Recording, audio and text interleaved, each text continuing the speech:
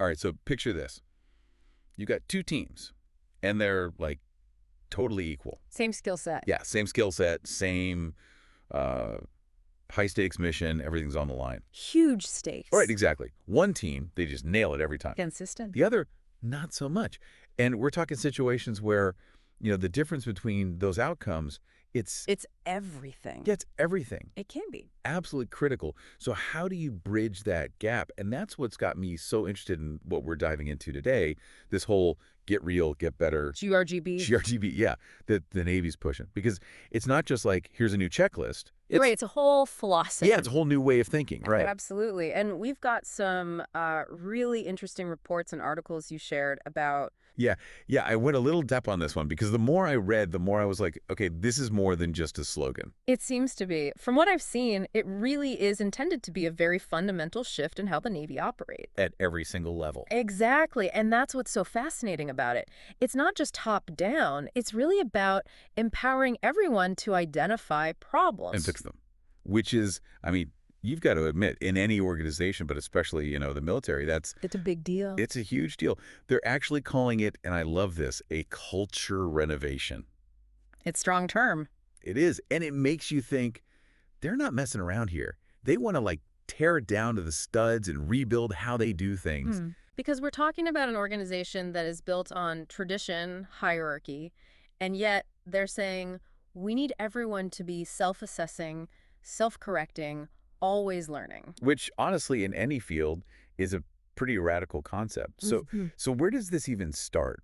What's the basis of this GRGB thing? I think it starts with acknowledging the reality of the world today and how quickly things are changing. The threats they face are changing, Absolutely. Technology's changing. Everything's changing. so you can't be stuck in your ways. Exactly. Adaptability is key. Being able to learn and adjust on the fly is essential. So it's less about, here's the rule book, follow it to the letter, and more like, here's how to think about the problem, how to respond. Exactly. It's a framework, not a rule book. I like that. Framework, not a rule book. And that's where, I guess, these, 6 standards of GRGB come in?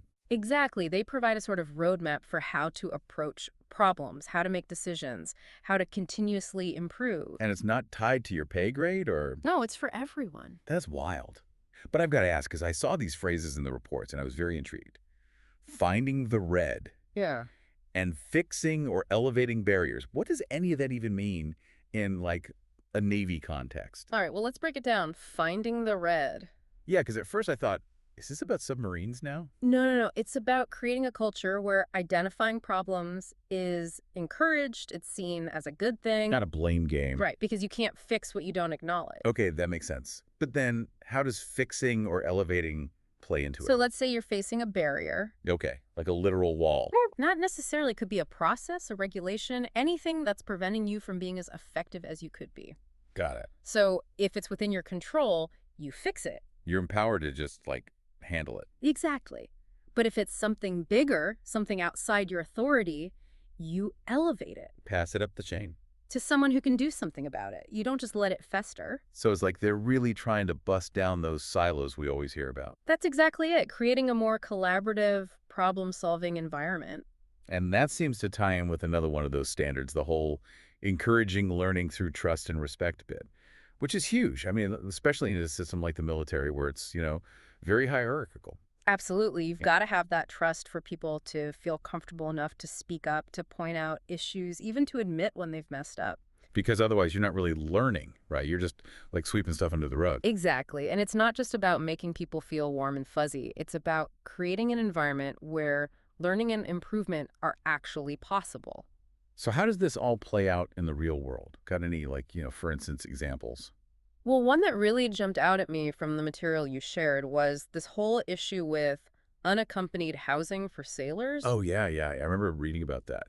And that's a big deal, right? I mean, that's not just a minor inconvenience. That affects morale. That affects readiness. Absolutely. It's a significant issue. And it's one that the Navy's Problem Solving Office, or PSO, decided to tackle head on using this GRGB mindset. So instead of just throwing money at the problem. Which, let's face it, is often the default solution. Oh, yeah.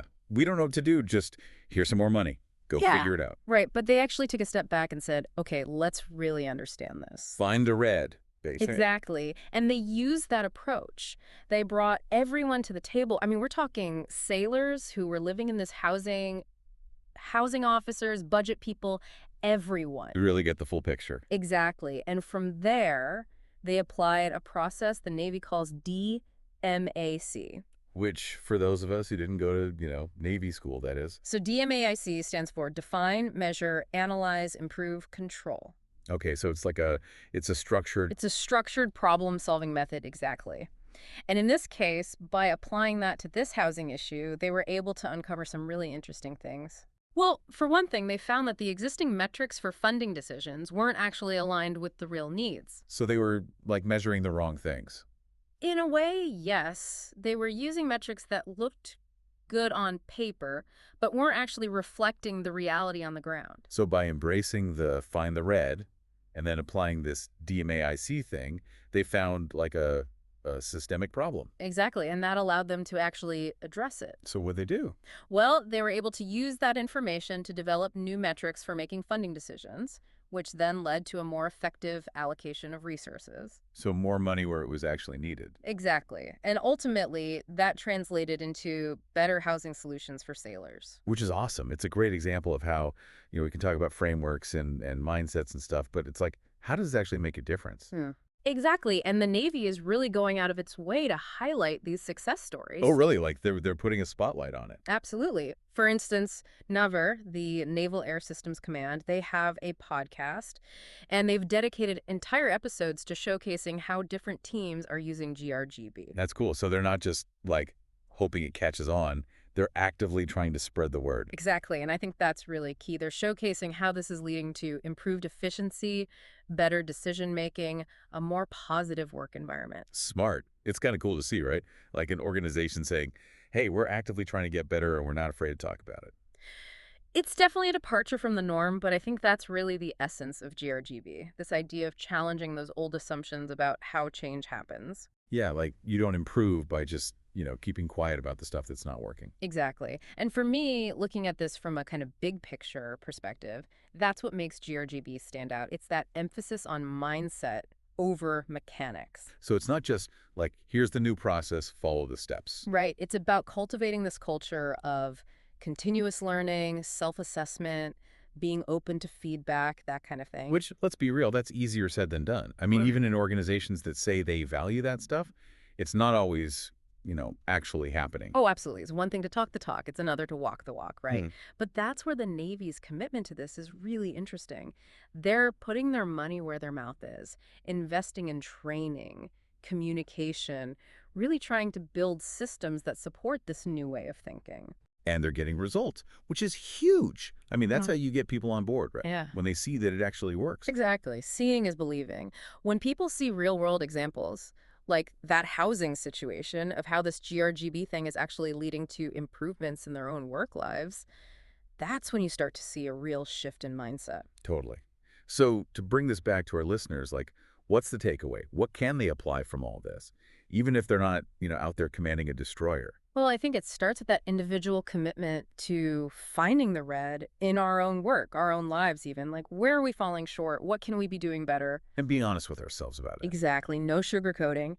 And then are we creating that environment where, honest feedback, even constructive criticism is welcomed? Because otherwise, how are we going to learn and grow, Yeah, right? right. Exactly. It's about constantly striving to be better, both individually and as a team. Love it. Well, this has been a fascinating deep dive, I've got to say. You've given us a lot to think about. Glad to hear it. Always happy to share these kinds of conversations. And to our listeners, we'd love to hear from you. Have you encountered these GRGB principles in your own work? Maybe you've seen other organizations embracing this kind of cultural shift. Share your thoughts with us on social media. And until next time, keep exploring, keep learning, and keep getting better.